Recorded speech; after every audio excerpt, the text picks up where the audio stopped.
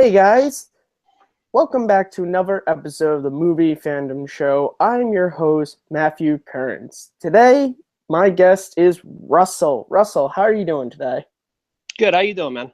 I'm doing great. So, what movie did you bring for us to talk about today? Well, I brought Tom Ford's second movie. It's Nocturnal Animals. And what can I say about it? This movie has everything that you would want in it. If any of you guys have seen the trailer, it hooks you right from the beginning. And it was just a movie I felt like I needed to do a review on. So that's why I chose it. Yeah, now I asked this question of everyone. Can you remember the first time you saw Nocturnal Animals? Yeah, I was with my fiance. We actually went and saw it at the movie theater, and it was funny because when I saw the trailer, it was something I thought she would like, and that's why we went and saw it. And I saw Tom Ford's first movie, A Single Man, and he's just a good director. He's not only a fashion designer, but the guy can do it in the cinema world too. So it was something that we both enjoyed, and it was a movie I wanted to get out there because I know not a lot of people know about it. So it was a movie I definitely wanted to review. Yeah, for me, this is a first on the show. I've never seen this movie until this morning. Okay, I So was it's hoping I was hoping it was going to be like that. So yeah, yeah, and it was I've heard about the movie. It's I definitely heard about it when it was around award season because I know yeah, Aaron Taylor Johnson won the Golden Globe for this. So I've yeah. heard about it. I just never. And It Michael was one of Shannon was those that I just never nominated. saw. Yeah, he And was nominated as yeah, well. So yeah, and so I the first thing I did was I checked out the trailer and I was like, oh wow, this is really interesting. yeah. Um, so the like with all my guests, I always ask, is there anything you want to specifically talk about, a character, a scene, Um, anything to start the conversation? the scene that I think paints the most vivid is just how she receives the manuscript for Nocturnal Animals, and she cuts her finger, Yeah, and that's like a sign of what's to come. Pretty much, it's basically foreshadowing what's going to happen in the story. Basically, yeah, there's that there's bloodshed, something things. bad. Yeah, and I kind of like that. I thought that was a very powerful way to start a film. So Yeah. For me, the interesting thing was even though I saw the trailer, I didn't really totally know, like I didn't read a lot about this movie going uh huh. in. And the first thing that happened was I actually at first, and it's difficult to explain if you haven't seen the movie, but basically Amy Adams, her Jake Gyllenhaal is her ex-husband. He's written a book, and so he sends her the book basically. And what I didn't understand at first was when she starts reading the book, I didn't like 100% get that. I'm Yeah, like, because I knew Jake Gyllenhaal was her husband from the trailers and stuff, and so I'm yeah, like, is this a story like about his family and everything? And then I started to slowly realize, oh yeah. no, this is the story, and he's just writing himself Self kind of in it, in the yeah, story. because So that was some of that, yeah, and why he writes it in there is these are these are all things that have happened in his life. So the story actually kind of mirrors what happened in real life, only not to that extent, but to his character, we see like the parallels of the Nocturnal Animals screenplay to his real life, and I just thought that was really cool. yeah, Um, there's three stories pretty much going on. You have the real life what's going on with Amy Adams and her horrible marriage to Armie Hammer, who played the Lone Ranger. mm-hmm. Uh, you have you have that, and then you have the manuscript, Nocturnal Animals, and then you have flashbacks from when Jake Gyllenhaal and Amy Adams were a couple, when they first started to meet each other, when they first started dating and stuff like that. Yeah, and it's interesting, and it all is balanced really well. That's the one thing is that it doesn't feel muddled. It feels Uh-uh. it's very Amy Adams is definitely the main character, but I mean, a lot of the movie I realized takes place in the book in In the book, Nocturnal yeah. Animals. That's where a lot of it happens, but it's the fact that I like how it keeps going back to like her reactions. Like something Yeah. happens and it Yeah. will cut to her. It's Yeah. very similar to if you've ever seen the movie Hollywoodland, Yeah, yeah, yeah, with Ben where Affleck. Yeah. something will be happening to George Reeves and George, then yeah. it will cut back to the main Cut back to character, yeah. to Adrian But Brody, and but I, it's Yeah, and it's amazing. Tom Ford, I mean, who's known for his fashion design, like comes in and just like knocks it out like he's a veteran. You know what I mean? This is only his second film in the what I think Single Man was in 2009. So it's been 7 years since he had released anything. This came out in right at the end of 16, and yeah, he just has that natural like, that artsy ability. You know, you can just tell from the from the movie, it just has that grit to it. You know, Yeah, it and does. It does. I definitely I never really heard about him. This is the yeah, first movie of his I've seen, but uh-huh. he definitely, I could say, he has a bright future ahead of him if Oh, for his sure. And I first hope he film does. is anything like this. And I really hope that it doesn't take 7 years to get another one because, like I said, this guy has a really good eye. And there's just so much about this movie. Like I even like the one scene where I don't know. Do you guys do you do spoilers on here or anything? Yeah. Oh, this is Okay. total Okay. spoilers. Okay. Well, my thing is with the couch scene where you see his wife and you see his daughter. Okay, and then they flash out, and it's present time, and it's Amy Adams' daughter in college in bed with her boyfriend, and just how he Yeah. does that. It's so beautiful, like how when Amy Adams is in the shower, and then it pans out to like when Jake Gyllenhaal's in the shower. You know what I mean? Like it's just Yeah. stuff like that. How they connect the characters, interwoven like that. I mean, it makes the movie more watchable, makes the characters more relatable. So Yeah, you know, it's definitely that was a shot that I picked up on too, which if you yeah, haven't seen the film, Jake Gyllenhaal's book, because Jake Gyllenhaal plays a dual performance in this. He yeah, plays the main character of the book, and then he also plays Amy Adams' ex-husband, the author. The book character's wife and daughter are murdered, and they're sort of on a couch, sort of laying on their side to yeah, each other. And then when Amy Adams picks up the phone to call her daughter is laying on her side with her boyfriend. And I was like, oh wow, that's yeah, it's definitely it's a movie that has a lot of interesting shots and a lot of yeah. And it just you know, everything I mean, seems natural. You know, it just yeah, it flows. Yeah, does. It does, and I mean, just getting to the performances, I think Amy Adams is she plays it very understated, but yeah. I think that's the point because it's supposed to be more she's Well, reading a book with a yeah, crazy story. It's her reaction, but so sort of her this reserved girl nature works. and Amy Adams' characters did some unforgivable things in the past, Mm-hmm. and that's pretty much she's reading it and she's getting called out on it. Yeah, Like this is what you've done. This is how like you didn't really believe in me as a writer, and here's pretty much here's my shot at you. And I think that's what leads up to the ending. I think we're waiting for Jake Gyllenhaal's character because that's the other thing. As Amy Adams is reading this manuscript, it's almost like she's falling back in love with the way life used to be with Jake Gyllenhaal's character. You know what I mean? yeah, And I think she starts to fall in love because she knows that her marriage is doomed. She heard her husband cheating on her in the elevator because she heard the woman's voice, yeah. and so she knew her marriage was broken. It wasn't what it was, this like picturesque cookie cutter marriage that everybody thought she was, living the high life and stuff like that. But back to with Jake Gyllenhaal at the end, I thought that was a great way to say, hey, like pretty much like a big F you, you did this to me and my past, you did this to me and you made me a stronger person because of it. Because remember, they always said he was weak. He wasn't, he was very timid. Yeah. And we even see that in the beginning of the when she's reading the manuscript for Nocturnal Animals, how like these guys are pretty much just having their way with the family, the daughter and the Isla Fisher plays Amy Adams, pretty much Amy Adams' Yeah. character. And we see, just how Jake Gyllenhaal, just how timid he is, how like he's not standing up for anybody. And You know what I then by mean? the end, he's By the very, end, yeah. It's And I great. yeah. And then the other thing about it was the other thing I thought was kind of funny. Why did they put Michael Shannon's character in there having cancer? Now, that's the other thing I'm kind of wondering about. Is that supposed to mean that cancer was somehow introduced and maybe Jake Gyllenhaal's character had cancer and maybe that's why he didn't, you know what I mean? Maybe why he didn't Yeah, show up at the end? I don't know. I was thinking But that too.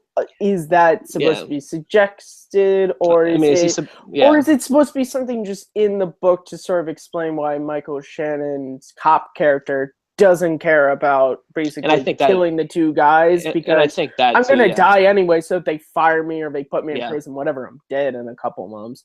But I That's mean, actually I really wanted to talk about Michael Shannon because This Oh yeah, I love you Michael can't. Shannon. This is one of the best performances of his I've Oh, seen. for sure, absolutely. It's so in a way batshit crazy, and it's a person you Yeah. really don't want to be a cop, but you're Hmm. kind of so on Jake Gyllenhaal's character's side because you know these are the guys who've done it. So it's Yeah. one of those things where movies where it's like in real life, I would not want a cop acting like this. I would not Yeah. want a cop doing the things that Michael Shannon does. But Yeah. as a viewer of the movie and seeing what these guys did and how they're trying to lie their way out, you're like, I'm kind of okay with what he's doing. Yeah. Just because he has a like old school renegade type, It's real attitude. like dirty Harry, like Yeah. just like I'm gonna do what it takes to get the job done. Absolutely. It's I mean, and the performance, I think a lot of people, Aaron Taylor Johnson. I definitely thought Michael Shannon should have been. He should have won the award. I know the guy that was in Moonlight, I believe, won the Oscar for best Yeah, supporting. But I really thought Shannon. I think Shannon carried that movie. His acting. I think he just really helped that. I mean, the script. Like I said, there's not enough good things you could say about the movie.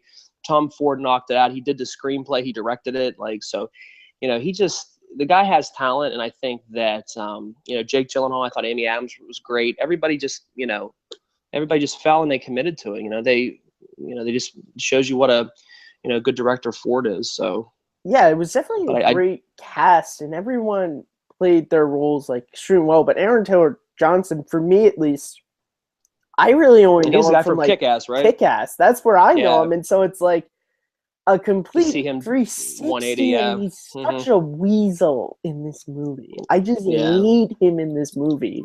yeah, Um, and that's yeah, yeah, I Amy Adams again. I mean, that's the thing. I can't say enough good things about the cast because they play it no, so well. And like the yeah, scene when Michael Shannon tells Jake Gyllenhaal that he has, lung cancer, it's just like he's kind of almost just saying it like, I'm gonna die. You know what? I don't even care at this point. yeah. And this is like if this is one last shot I have to serve up justice, then I'm gonna go out on in a blaze of glory. Let's just do this. Yeah, I don't even care what happens.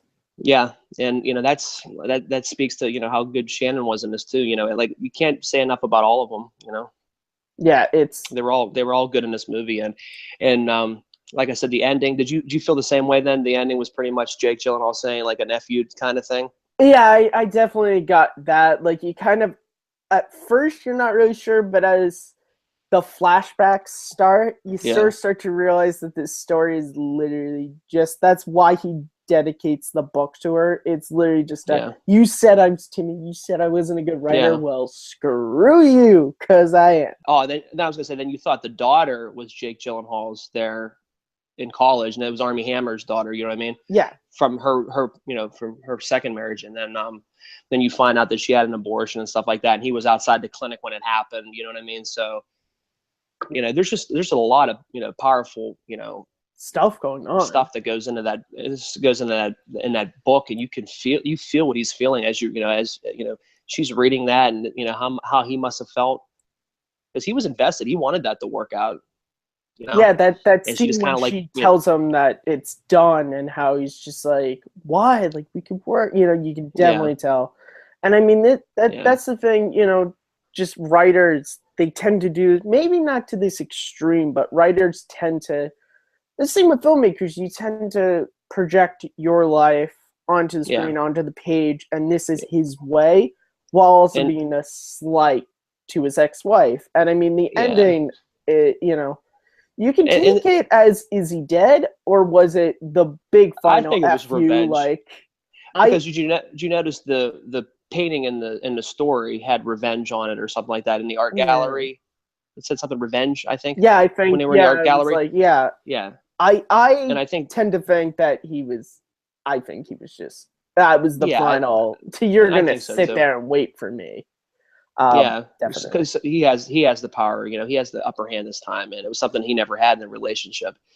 So, and I think that just it all came together. And I think that was his one last. Hey, you broke my heart. You broke up with me. You killed our baby, and it's pretty much. And you thought I didn't. I couldn't write or anything. Here it is. I'm gonna put this together for you. So. that's basically what Nocturnal Animals is. The book is literally just a whole. This is me proving you wrong about everything you did and Yeah, said to me is in this book, and I mean, and like this how this you, is yeah, this is a and crazy book. Like, it's a yeah, oh crazy yes, story, but for I sure. mean, I but yeah, go on with your But point. we're like talking like you're sucked into his world though, and how like Jake Gyllenhaal feels about all this. Like Nocturnal Animals is a representation of how he handled it, how he felt, how this like shook his world. And you know the screenplay that he gives Amy Adams is the representation of that. It's hey, this is how I reacted. This is when we broke up. You know, this is how it felt to me. Like you were killed for, you know what I mean? And I think that just represents the relationship between the two characters. Yeah, definitely. So we're gonna start wrapping up here. Is there any final Okay. thoughts you want to give about Nocturnal Animals? No, like I said, it's not enough you can not enough you can say about it. You check the trailer out, you're instantly hooked. You're curious. Hey, what's gonna happen? And right from that, and you watch it, and you're transported into it for 2 hours. You know, it doesn't feel like it drags on.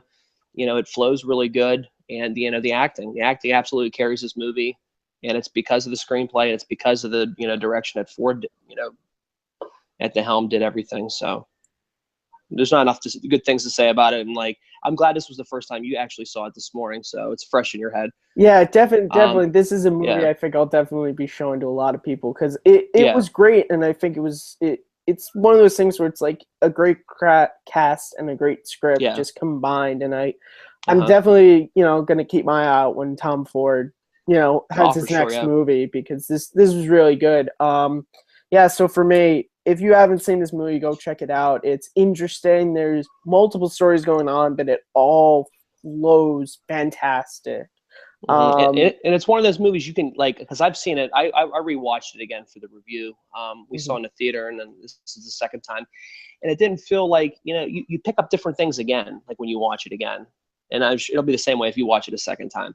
You see different things. Oh, okay, wait, maybe that's the symbolism for that and this and that. You pick up different things you I see I the was second already time. thinking that. I was like, I think I want to watch this a second time just because Yeah, going in already knowing that it's not Jake Gyllenhaal's real story, it's the book and all of yeah, this. I think, yeah. well, definitely, this is a movie I think I'll be watching again. Like I said, check out the movie. I think you guys will be, pleasantly surprised. And it's one of those, and that's why it took a while for me to get back to you with the movie because I'm trying to think of something different. I Yeah, seen, that one kid picked out Neighbors, one kid picked out, Good Will Hunting, and I'm like, those are all movies. I'm thinking of something like Under the Radar, type of movie that doesn't get enough out there. And I thought Nocturnal Animals was that movie, so definitely. And that's that's what why I I love picked it. about this show is that's for you guys watching. If you want to be on the show, bring on these movies that maybe you think have flown under the radar and that you Yeah. love and that people don't. You come on here and we'll talk about it. So if you guys have seen Nocturnal Animals, please in the comment section tell me what did you think about it. Did you hate it? Did you love it? What did you think of the ending? I want to thank Russell for coming on, bringing on Nocturnal Animals. Is there anything you want to plug? Twitter, YouTube, anything? No, I have a new Facebook page that I'm doing movie reviews on there. It's called Hal's Hollywood Reviews. It's all one word. I'm just trying to get my feet wet in the movie critic world and stuff like that. So just something I thought I would plug up. So All right, that's great. And as always, you guys can find me at Kearns_Matthew on Twitter and hosting the Movie Fan Show right here every other Wednesday. Remember, new time. We're on Wednesdays now. All right. So thank you guys for watching. And remember, keep loving movies. Take care.